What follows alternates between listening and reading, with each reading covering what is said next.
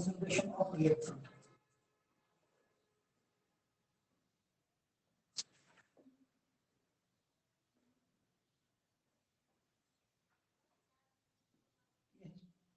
पहिला तर प्रश्न आहे कॉन्सन्ट्रेशन म्हणजे काय असणार बरं कॉन्सन्ट्रेशन म्हणजे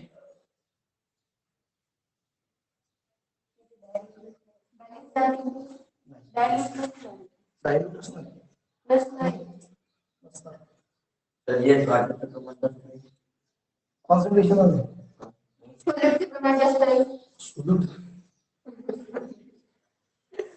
बरोबर एक लक्षात घ्या सोल्यूट आणि सॉल्व्हेंट दोन्ही सोल्युशन तयार होत असते सोल्यूटच्या याच्यामध्ये विरघळणार आणि सॉल्व्हेंट जो विरघळणार सिंपल असं सांगू शकतो ना आपण की त्यात वाटरचं प्रमाण कमी राहणार आहे जर ते कॉन्सन्ट्रेटेड असणार आहे तर मग जर आपण बघितलं होतं की HCl हा जर एखाद्या मेटल सोबत रिॲक्ट करतो मेटल कोणता पकडायचा आपल्याला जेडेन पकडतो ठीक आहे ज्यावेळेस तो जेडेन सोबत रिॲक्ट करणार तो काय रिलीज करणार आहे ZnCl plus hydrogen gas release बरोबर आहे ZnCl plus hydrogen gas release ZnCl plus hydrogen release असं काहीतरी होणार बरोबर आहे मग हे कधी होणार जर आपण कॉन्सन्ट्रेटेड घेतलं तेव्हा काय होईल आणि जर परत आपण Zn सोबत डायल्यूट घेतला एक लक्षात घ्या इथं मी केमिकल दोन्ही पण वेळेस किंवा ऍसिड दोन्ही पण एकच घेतलंय बरोबर आहे ऍसिड बदललं कमी नाही तर त्यावेळेस काय होणार काय होणार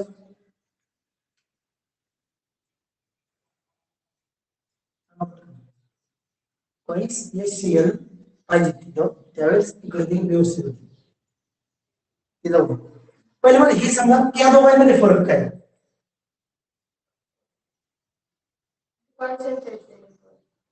कॉन्सन्ट्रेटेड आहे हे डायल्यूट आहे पण मग जर परिणाम काय होईल या रिएक्शन काही परिणाम होईल का कशामध्ये बरोबर आहे कॉन्सन्ट्रेटेड मध्ये काय होणार हायड्रोजन गॅस फास्ट रिलीज होईल आणि इकडे काय होणार हायड्रोजन गॅस स्लो रिलीज होईल म्हणजे कॉन्सन्ट्रेशन ऑफ रिएक्टंट न परिणाम केला नाही रिएक्शनच्या स्पीड वरती केला मग आपण थोडंसं स्टँडर्डाइज करून जी रियल जी असायला पाहिजे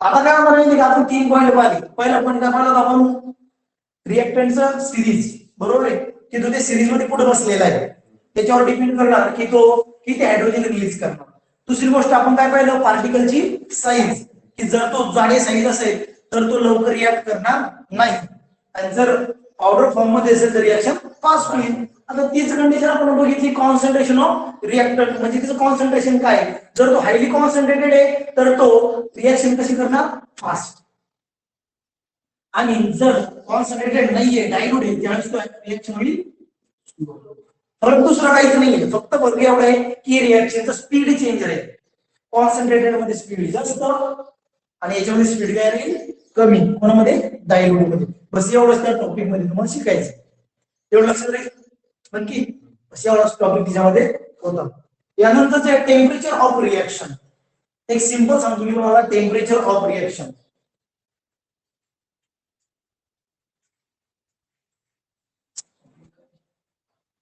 टेम्परेचर ऑफ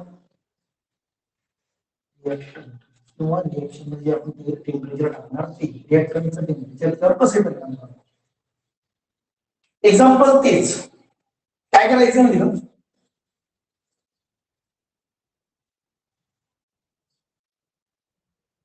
दोन पातळी घेतली आपण आता याच्यामध्ये आपण काय केलं की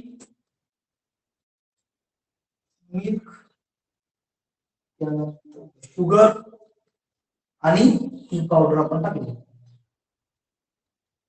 पण आपण याला टेम्परेचर दिला एकदम कमी तुमचा जो गॅस आहे तुम्ही असं छोटासा कमी केला बरोबर आणि इकडे तेच कॉन्सन्ट्रेशन ठेवलं सेम काही चेंज नाही केलं आता वेगळं शुगर तीच तशीच आणि टी पावडर पण तशीच आता याच्यावर तुम्ही गॅस फुल केला लवकरचा कोणता बोलतो ए वाला की बी वाला नाव घेऊ बी ए कोणता उकळायला पाहिजे बी वाला म्हणजे काय केलं, त्याचं स्पीडअप केली रिॲक्शन. म्हणजे जी जी प्रोसेस होती ही रिॲक्शन नाही, ही काय प्रोसेस, पण त्याच्यामध्ये आपण हीट जास्त कमी ऍड केली होती, तिच्यात हीट काय केली आपण जास्त ऍड केली. मग ती जास्त हीट ऍड झाल्यानंतर त्याचा जो स्पीड होता त्या प्रोसेसचा तो काय झाला, वाढला. मग तीच कंडिशन एखाद्या केमिकल रिॲक्शन सोबत होणार नाही का? 100% होणार की ज्या वेळेस आपण त्यात काय करू, हीट ऍड करू, तेव्हा त्या केमिकल रिॲक्शनचा स्पीड काय होणार आहे, वाढणार आहे. ही रिॲक्शन स्पीडअप होणार आहे. एवढं तुम्हाला तिथं लक्षात ठेवायचंय. ठीक आहे, हे झालं तुमचं टेम्परेचर ऑफ रिॲक्टंट, की रिॲक्टंटचं टेम्परेचर त्याच्यावर कसं परिणाम करते किंवा त्या दोन गोष्टी लक्षात आल्या की सांगा. आता एक काय सांगितलेलं आहे माहिती की मग आपल्याला केमिकल इथं दिलेले हे केमिकल आहे. while studying the decomposition reaction you have carried out decomposition of limestone. In this activity limestone does not turn milky before hitting the limestone. आता एक काय सांगितलं की ज्यावेळेस आपण लाईमस्टोनची रिॲक्शन करत होतो डिकम्पोजिशन मध्ये, त्या टॉपिक मध्ये आपण शिकलो डिकम्पोजिशन. डिकम्पोजिशन म्हणजे काय,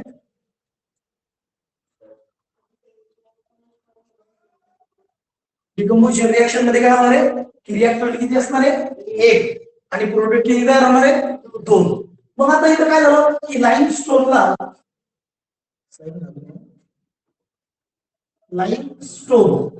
लाईमस्टोनला जोपर्यंत तुम्ही हिट केलं नाही तोपर्यंत त्यात कोणत्याही प्रकारची रिएक्शन घडली नव्हती.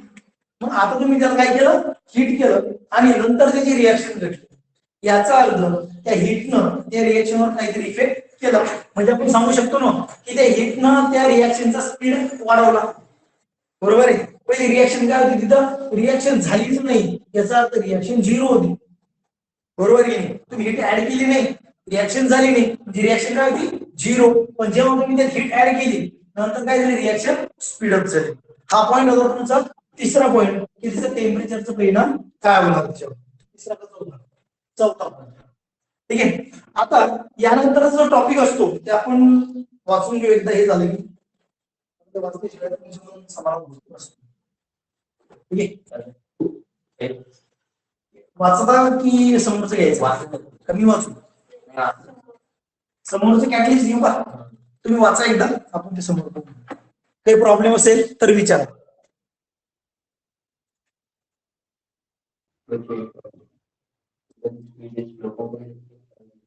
वाढवू शकतो. रिॲक्टंट म्हणजे एखादा असा सबस्टन्स की तो रिॲक्शनचा स्पीड एकतर कमी करणार आहे किंवा वाढवणार आहे विदाउट एनी केमिकल चेंज. या रिॲक्शन मध्ये कोणत्याही प्रकारचा केमिकल चेंज घडू देणार नाही. ठीक आहे. जर केमिकल चेंज घडला असता तर प्रोडक्ट जो तयार व्हायचा तो तयार झाला असता का, मग कॅटलिस्टचा पण फायदाच काय. बरोबर आहे. मग आता काय केलं जातं म्हणजे काही कॅटलिस्टचा उपयोग कुठे केला जातो, इंडस्ट्रियल प्रोडक्ट मध्ये याचा उपयोग जास्त केला जातो. म्हणजे आपल्याला जर एखादी केमिकल एखादा प्रोडक्ट बनवायचं इंडस्ट्रीमध्ये आणि त्याला जर 8 दिवस लागायला लागले आणि जर तो 3 किंवा 4 दिवसात जर तयार होत असेल तर आपल्या फायद्याचं काय, 3 किंवा 4 दिवसात तयार होतं. म्हणजे आपलं प्रोडक्शन हे दुपटीचं होऊ शकतं. बरोबर आहे. मेडिसिन कोणतंही असं इंडस्ट्रियल प्रोडक्ट कोणता, किंवा दारू किंवा असेल त्यामध्ये सुद्धा इंडस्ट्रियल प्रोडक्ट आहे ना, टॅक्स खूप मोठा भेटतो. तर त्यामुळे काय केलं जातं, त्यामध्ये कॅटलिस्टचा उपयोग यासाठीच केला जातो की जेणेकरून ही रिॲक्शन काय झाली पाहिजे, स्पीडअप झाली पाहिजे. आणि जिथं आपल्याला वेळ लागायचा आहे तेवढा वेळ लागायला नको. मग याच्यात काय करणार की असं थोडी की दरवेळेस रिॲक्शनचा स्पीड वाढवण्यासाठी वापरला जाईल, तर कधी कधी काही रिॲक्शन या स्लो झालेल्या पण चांगल्या असतात. बरोबर आहे. कंट्रोल राहिल्या पाहिजे ते रिॲक्शन, जर त्या कंट्रोल राहिल्या नाही तर प्रॉब्लेम येऊ शकतो. बरोबर आहे. जसं की आपण बघितलं होतं की न्यूक्लिअर फिजनची रिॲक्शन जर कंट्रोल मध्ये राहिली नाही तर ते न्यूक्लिअर ॲटॉमिक बॉम्ब त्या ठिकाणी तयार होऊ शकतो. बरोबर आहे की नाही, कंटिन्युअसली चेन रिॲक्शन होऊन. तर मग त्यावेळेस ती रिॲक्शन कंट्रोल ठेवण्यासाठी आपण जर तिथं काही यूज करत असतो तर ते सुद्धा आपल्यासाठी काय मग कॅटलिस्ट. बरोबर की नाही. रिॲक्शन कंट्रोल करण्यासाठी वापरा किंवा रिॲक्शनचा स्पीड वाढवण्यासाठी वापरा, दोन्ही पण कंडिशन मध्ये आपल्यासाठी तो सबस्टन्स म्हणजे काय असणार, कॅटलिस्ट असणार. फक्त त्या नतीज्यात काय घडवायला नको, केमिकल चेंज. त्याने कोणत्याही प्रकारचा केमिकल चेंज घडवायला नको. ठीक आहे. जर त्याने केमिकल चेंज घडवला तर याचा अर्थ ऍज अ रिॲक्टंट म्हणून काम करू लागले. बरोबर आहे. तर आता आपल्याला तिथे एक एक्झाम्पल त्यांनी दिलेलं असेल ते एक्झाम्पल आपण बघू काय दिलेले. ट्वाइस KClO3 हिट दिले त्यांनी twice KClO3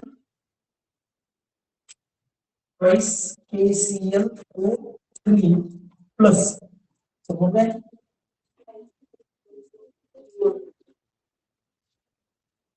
twice KCl plus 3O म्हणजे काय रिएक्शन बॅलन्स यातलीच अडचण नाही. म्हणजे हा रिएक्टर होता याला फक्त आपण कोणतं केलं प्रोडक्ट मध्ये कन्वर्ट केलं पण रिएक्शन कोणती कोणती रिएक्शन ही डिकम्पोजिशन रिझल्ट रिएक्टंट एक आहे प्रोडक्ट दोन झालेले आहेत. मग या ठिकाणी एक ट्रायंगल दिलं ट्रायंगलचं काय काम असते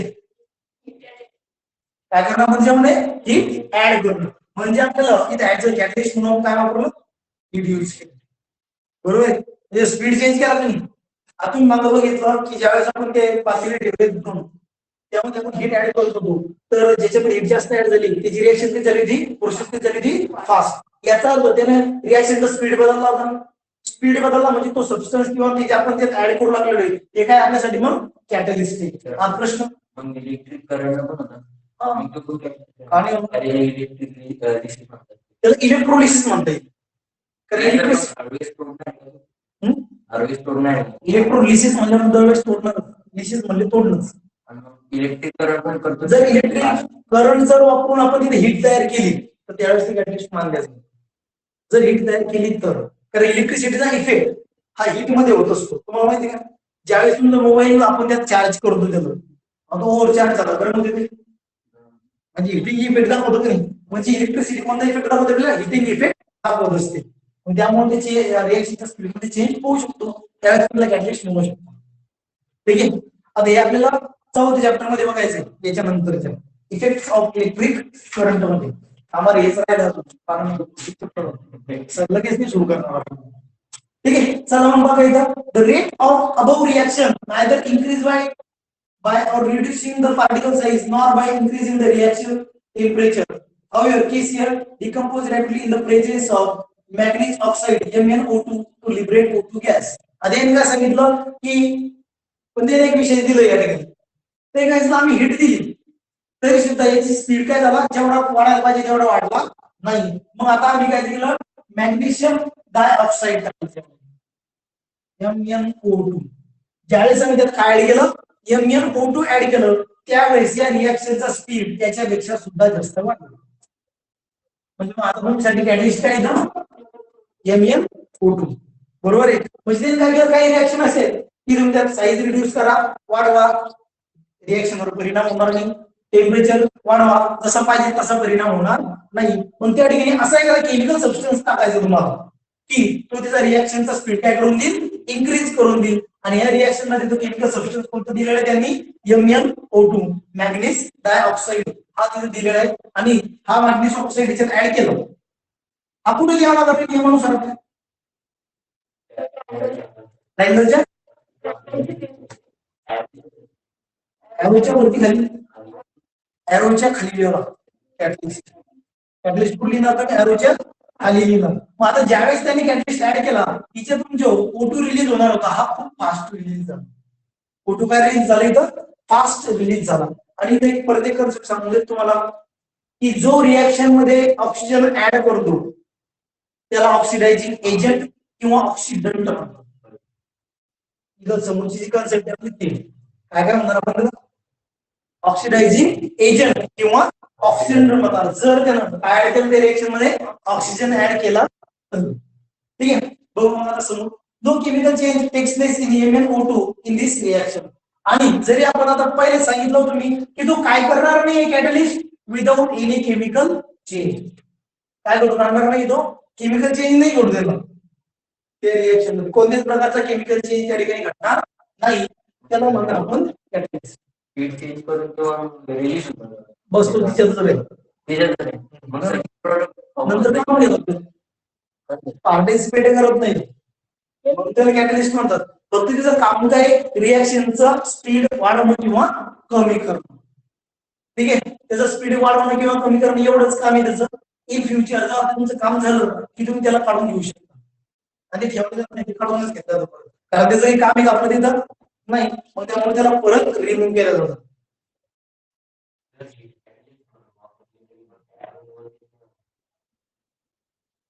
ऍरोच्या मध्ये येणार आपण, कारण हीट ऍज अ कॅटलिस्ट म्हणून आपण रेअर केस मध्ये म्हणतो त्याला कॅटलिस्ट. रेअर केस मध्ये जनरली हीट आपण फक्त रिएक्शनचा हीट आपण अशी देतच नाही, मग डायरेक्ट अशी देतो असं करून देतो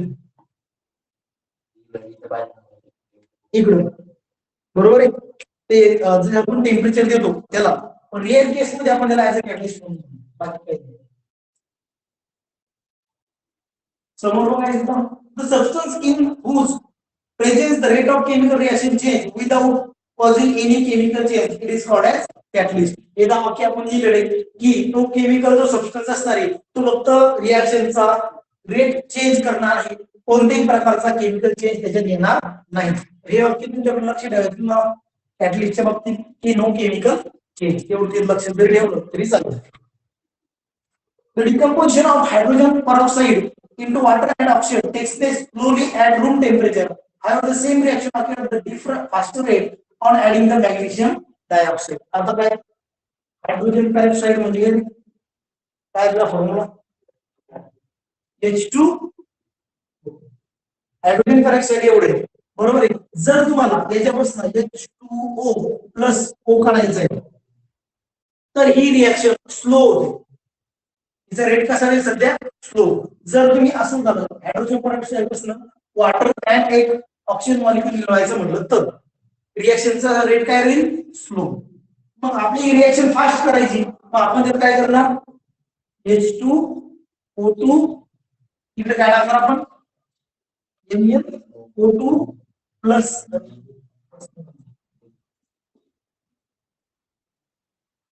NaO2 समोर जाईल H2O प्लस.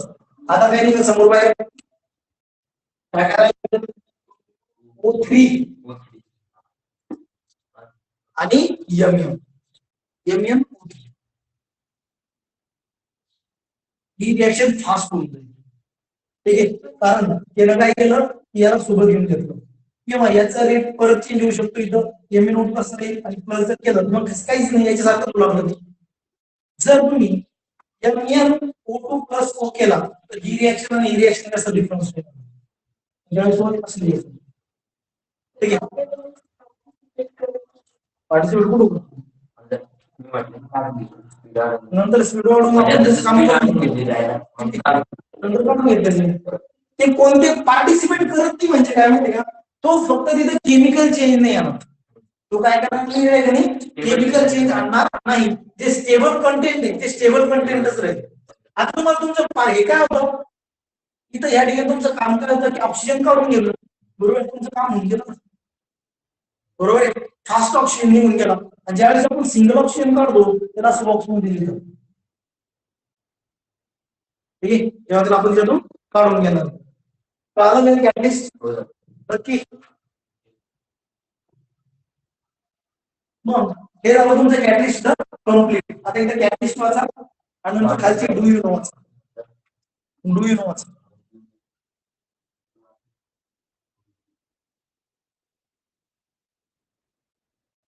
त्यानंतर oxidation adding of O2 removal of H2 आणि त्याचबरोबर रिमूव्हल ऑफ, आता पहिले तुम्ही का नाही हे दोन माहित असणार बरोबर आहे.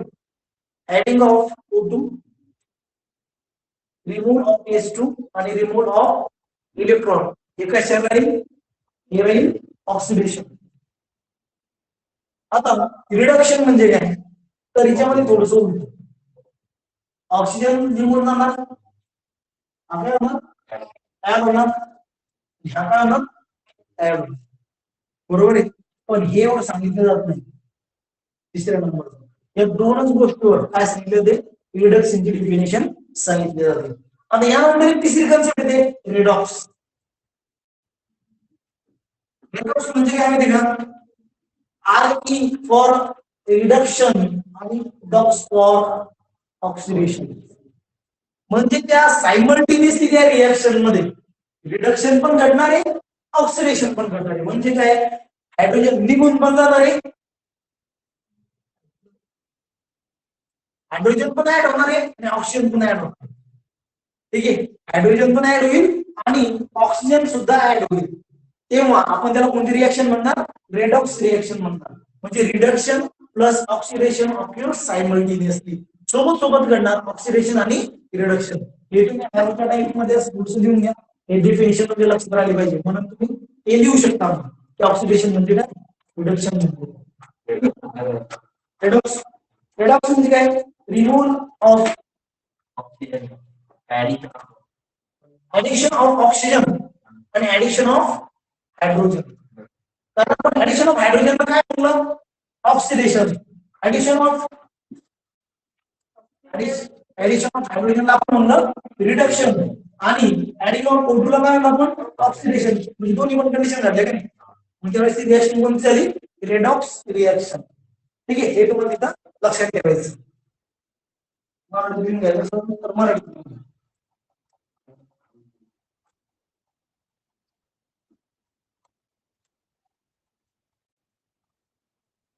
म्हणजे काही रिएक्शन दिलेली आहे आपल्याला Mg plus twice Mg plus O2 twice Mg plus O2 use twice Mg.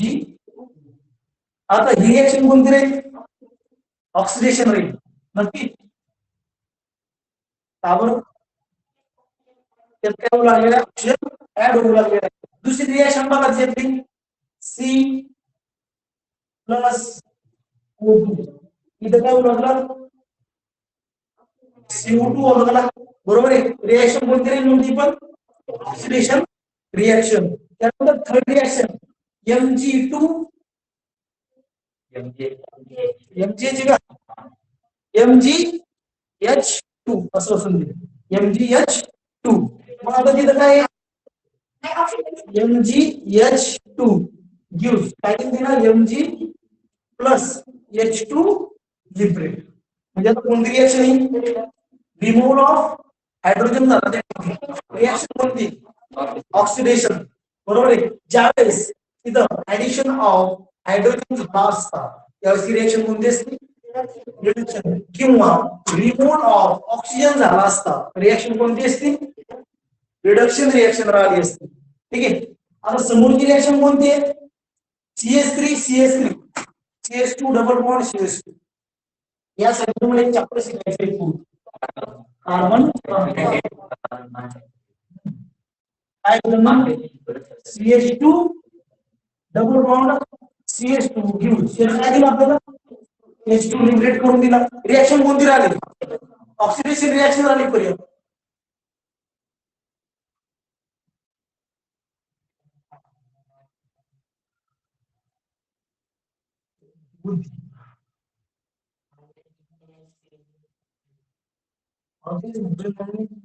याला म्हणजे बुद्धी. इकडे हायड्रोजन का होऊ लागलेला आहे? ऍड होऊ लागलेला आहे. अरे हायड्रोजन ऍड तरी केलं का? तिचं तसंच कंपाऊंड तुझ्या ऍडिशन साईड दिसते मला. मग आता ते ओरिजिनॅलिटी मध्ये जे कंपाऊंड आहे तेच कंपाऊंड आहे ना, हे बदललं का? नाही, आपण ऍड केलंच नाही. ही रिएक्शन कोणती राहील? मग ऑक्सिडेशन रिएक्शन राहणार. ठीक आहे. हायड्रोकार्बन पण म्हणायचं हायड्रोजन प्लस कार्बन. ठीक आहे. आता हे झालं आपण ऑक्सिडेशन रिडक्शन आणि रेडॉक्स रिएक्शन जे एक्झाम्पल आपण घेऊ म्हणतो. आता इथं वाचून घेऊ एकदा. The chemical reaction in which a reductant combines with oxygen or loses hydrogen to form the product is called reaction. कोणती? Oxidation reaction. मध्ये काय सांगितलं? जो रिएक्टंट असतो त्या रिएक्शन रिडक्टंट मध्ये जर एकतर ऑक्सिजन ऍड होत असेल किंवा हायड्रोजन रिमूव्ह होत असेल तर त्या रिएक्शनला आपण ऑक्सिडेशन रिएक्शन म्हणणार. ठीक आहे. आता समजलं काय म्हणतात? Some oxidation reaction are brought by use of specific chemical substances. For example, आता इथं काय केलं की जर आपल्याला ऑक्सिडेशन रिएक्शन घडवण्यासाठी ऑक्सिडेशन रिडक्शन रिएक्शन घडवण्यासाठी एखादा सबस्टन्स ऍड करायची गरज पडली, जर आपल्याला काय घडवायचंय ऑक्सिडेशन रिएक्शन घडवून आपल्याला माहिती आहे ऑक्सिडेशनची डेफिनेशन काय? Addition of oxygen. पण जर तो ऑक्सिजन ऍड करायचा आहे, म्हणजे ऑक्सिजन ऍड करण्यासाठी जर आपल्याला एखाद्या केमिकलची गरज पडत असेल तर त्यावेळेस आपण त्या रिएक्शनला काय म्हणतो? एक्झाम्पल बघू. CH3CH2OH,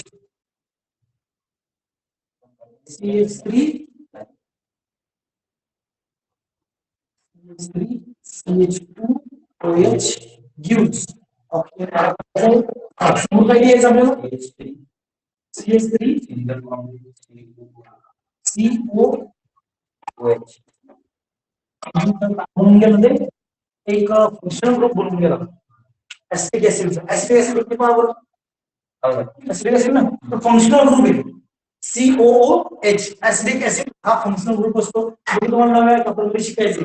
आता काय करायचं मी तिला इथं त्यांनी खाली काय दिलेलं असेल, काय दिलंय? कोणता? K2Cr2O7. आता लक्षात घ्या, पब्लिक वर दुसरं पण असेल, दोन कॅन्डिडेट यूज करू शकतो. आता इथं काय करायला माहिती का, इथे रिएक्शन कोणती घडवायची आपल्याला? ऑक्सिडेशन. ऑक्सिडेशनची रिएक्शन घडवायची. आता ऑक्सिडेशनची रिएक्शन घडवायची म्हणजे आपल्याला काय करावं लागणार? ऍडिशन ऑफ ऑक्सिजन करावं लागणार. आता इथं हा जो ऑक्सिजन आपण ऍड करणार तो कोण देणार आहे माहिती का? तो आपल्याला देणार आहे K2Cr O7. कोण देणार का ऑक्सिजन आपल्याला? K2Cr O7. हा त्या रिएक्शनला ऑक्सिजन प्रोव्हाइड करणार आणि म्हणून याला आपण म्हणणार ऑक्सिडायझिंग एजंट किंवा त्याला आपण ऑक्सिडायझिंग एजंट किंवा ऑक्सिडंट. म्हणजे त्यानं काय केलं की त्या रिएक्शन मध्ये ऑक्सिजन प्रोव्हाइड केला. सरळ सरळ लक्ष द्यायचं, एखादा सबस्टन्स की जो त्या रिएक्शन मध्ये ऑक्सिजन प्रोव्हाइड करत असेल तर त्याला आपण ऑक्सिडायझिंग एजंट किंवा ऑक्सिडंट म्हणणार. बरोबर. आता रिडक्टंट किंवा रिड्युसिंग एजंटचे एक्झाम्पल सांगा बरं, किंवा त्याची डेफिनेशन सांगा.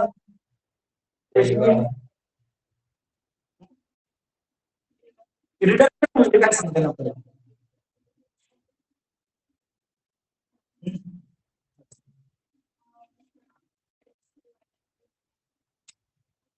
एक्झॅक्ट. जर याच्या उलट होईल, जर त्याला आपल्याला रिएक्शन म्हणून काय करायचंय? ऑक्सिजन काढायचा किंवा हायड्रोजन ऍड करायचा. आणि तो जो हायड्रोजन ऍड करण्यासाठी किंवा ऑक्सिजन रिमूव्ह करण्यासाठी जो सबस्टन्स आपल्याला काय करणार? मदत करणार, त्याला कोणता एजंट म्हणणार आपण? रिड्युसिंग एजंट किंवा रिडक्टंट. काय म्हणणार आपण त्याला? रिड्युसिंग एजंट किंवा रिडक्टंट. कारण रिड्युसिंग एजंट आणि रिडक्टंट, ऑक्सिडेशन आणि ऑक्सिडायझिंग एजंट आणि ऑक्सिडंट याचं कळलंय का? या लिटल कन्फ्युजन करतात आपण. जास्त काही कॉम्प्लिकेटेड नाहीये ते, पण थोडं कन्फ्युजन त्या करू शकतात. म्हणून थोडंसं मी ते शिकून घेऊ लागलो. ठीक आहे. इथे डू यू नो एकदा वरती थेरी वाचा आणि एकदा डू यू नो वाचा. पण काही प्रॉब्लेम असेल तर विचारा.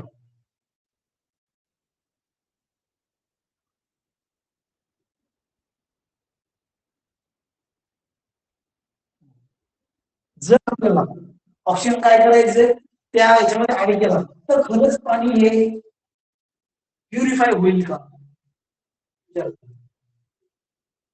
जर आपण त्या खराब पाण्यात ऑक्सिजन ऍड केला तर पाणी प्युरिफाय होईल का? तर ऑक्सिजन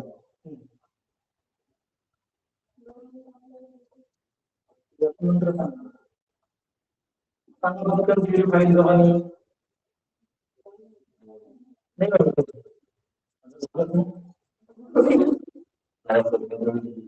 आता एक लक्षात घ्या, ऑक्सिजन काय करायचं आहे आपल्याला की ऑक्सिजनच्या दोन डेफिनेशन पाहिले आपण. एक हायड्रोजन घ्यायचा आहे, विसरलेच तुम्ही. बरोबर आहे. काय काढून घ्यायचं आहे? हायड्रोजन जर काढून घेण्यासाठी मदत करत असेल तर तो पण ऑक्सिडंटच आहे ना. आणि जर O2 ऍड करण्यासाठी मदत करत असेल तरी ऑक्सिडंटच आहे.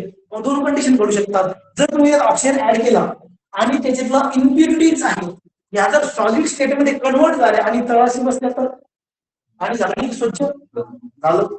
जर हायड्रोजन त्यातून तुम्ही काढून घेतला तर त्यावेळेस पण पाणी काय होणार? स्वच्छ होणार. म्हणजे जर तुम्ही तिथं ऑक्सिजन यूज केला तर त्या ठिकाणी काय होऊ शकतं? पाणी स्वच्छ होऊ शकतं. ठीक आहे. पण मग आता ब्लिचिंग पावडर काय काम करते? ब्लिचिंग पावडर मध्ये क्लोरीन गॅस रिलीज होतो, हे माहित असेल ना. ब्लिचिंग पावडर मध्ये काय रिलीज होतं? Chlorine gas. तर आपण जो ऑक्सिडंट एजंट असतो तो कॅल्शियम ऑक्झॅक्लोराइड यूज करतो. कोणता यूज करतो? कॅल्शियम ऑक्झॅक्लोराइड.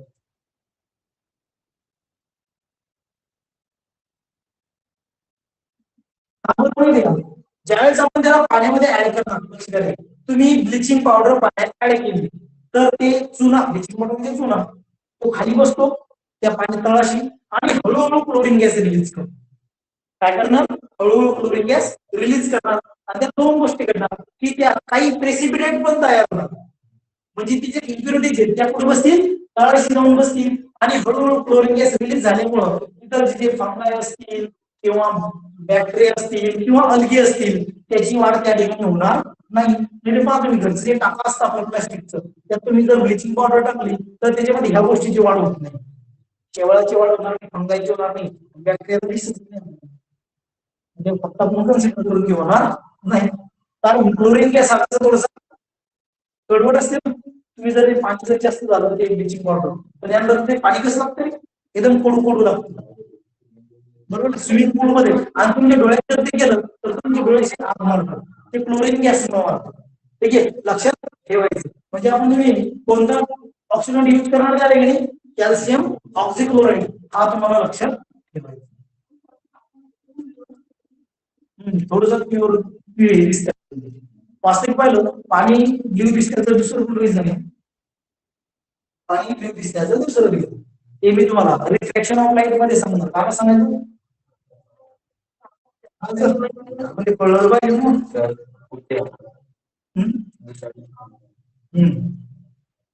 करायचं मग रिफ्लेक्शन ऑफ लाईट नाही. तर याची लक्षात घ्या फक्त की आपल्या लाईट मधनं जे तुम्हाला रेनबो दिसतो, सगळ्यात वरचा कलर कोणता दिसतो? सगळ्यात वरचा कलर कोणता आहे? रेनबो पाहिजे की जन्माला आले मग कोणता आहे? सगळ्यात वरचा कलर कोणता आहे?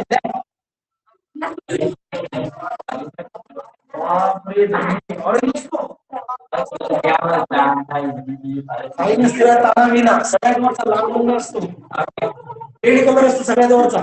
आणि सगळ्यात खालचा असतो व्हायोलेट. ठीक आहे, जांभळा रंग सगळ्यात खाली आणि जांभळ्याच्या नंतर असतो ब्ल्यू.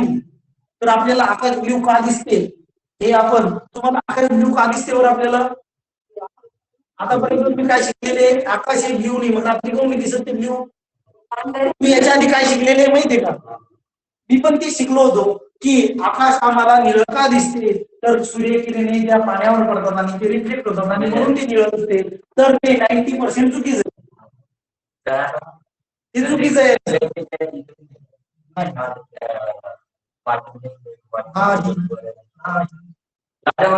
ठीक आहे, तर ते आपण शिकणार रिफ्लेक्शन ऑफ लाईट मध्ये, जे की तुमच्या पुस्तकात दिलेलं नाही पण तरी मी कन्सेप्ट ती सांगून मी तुम्हाला कळून घेऊ लागतो. तर पहिला जो क्वेश्चन होता आपल्याला कोणता ऑक्सिजन वापरणार तुम्ही? कॅल्शियम ऑक्झॅक्लोराइड यूज करणार. आणि दुसरा why is a potassium permanganate used during the cleaning of tank. Potassium permanganate मग काय यूज करायचा परत एकदा? आता काय सांगितलं आपण? ऑक्झॅक्लोराइड वापरा, बरोबर आहे. आणि नंतर काय वापरायचं तुम्हाला? पोटॅशियम परमॅंगनेट वापरायचा. कारण ज्या इम्प्युरिटीज लिक्विड फॉर्म मध्ये त्या इम्प्युरिटीजला तो कन्वर्ट करणार सॉलिड फॉर्म मध्ये, जसं की मॅग्नेशियम असणार, त्यानंतर मॅग्नेशियम आयर्न असणार, यांना तो कशात कन्वर्ट करणार? सॉलिड फॉर्म मध्ये. आणि जर ते सॉलिड फॉर्म मध्ये कन्वर्ट झाले तर ते पाण्यामध्ये डिझॉल्व्ह होतील का? नाही, पाण्याच्या तळाशी जाऊन बसतील, म्हणजे ते आपल्या पोटात जाणार नाही. म्हणजे ह्या फॉर्म मध्ये सुद्धा आपण त्याला काय करू शकतो? वॉटरला प्युरिफाय करू शकतो. एक लक्षात घ्या, वॉटर मध्ये अल्गी, बॅक्टेरिया किंवा फंगाय असणं म्हणजे वॉटर अनप्युरिफाय आहे शक्य काय? नाही, दुसऱ्या पण इम्प्युरिटीज असू शकतात. मग ते इम्प्युरिटीज आपण कोणाच्या मदतीने करणार? पोटॅशियम परमॅंगनेटच्या. मग तुम्ही मॅग्नेशियम आणि पोटॅशियम आणि आयर्न सुद्धा त्या ठिकाणी तुम्ही करू शकता, त्याला तळाशी बसवू शकता, जी की ही रिएक्शन आहे. या रिएक्शन मध्ये तुम्ही त्याचा उपयोग करू शकता, पोटॅशियम परमॅंगनेट. ठीक आहे, ही रिएक्शन अशी रिएक्शन त्या ठिकाणी पण घडणार आणि त्या इम्प्युरिटीज सॉलिड फॉर्म मध्ये कन्वर्ट होतील आणि तळाशी जाऊन बसतील. अशा प्रकारे आपण त्याला काय करू? प्युरिफाय करू. ठीक आहे, तर आपण जे प्युरिफाय कसं होतं ते उद्या बघू. 7 वाजून गेले.